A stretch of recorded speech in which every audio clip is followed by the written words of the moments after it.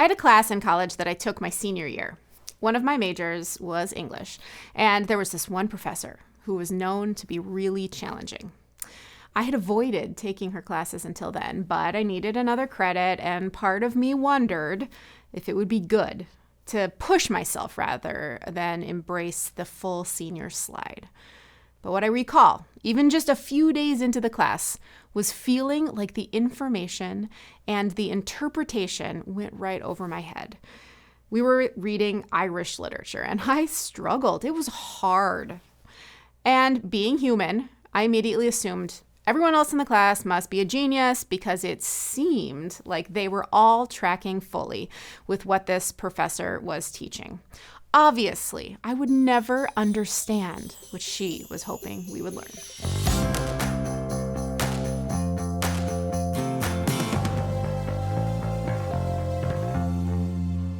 For me, it was at that point in this class on Irish literature that I decided I'd go to the registrar's office and change the credits to pass-fail.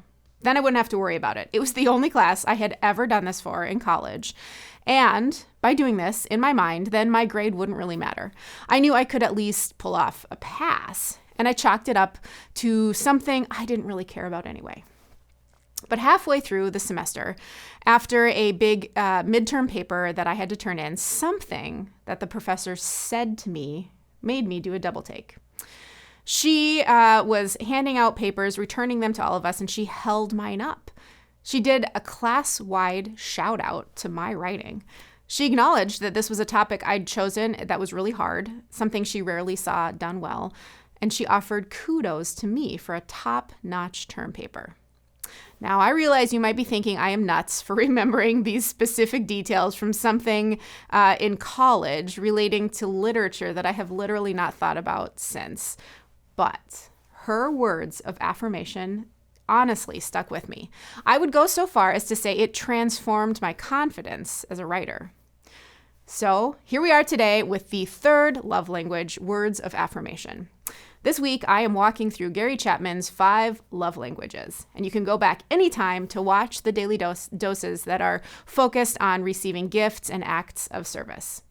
And today, I invite you to think about those people in your life who might experience love from hearing words of encouragement, from words that really pay attention, not just to something someone has done or accomplished, but words that praise who they are.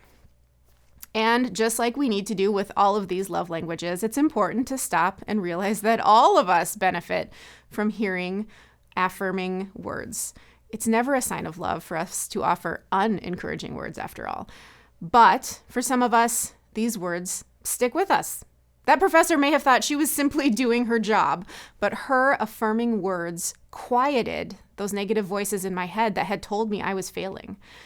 For some people, when you tell them what a great job they did on their project at work, or maybe you take time to compliment your child's sportsmanship on the team, those words really do fill their love tanks.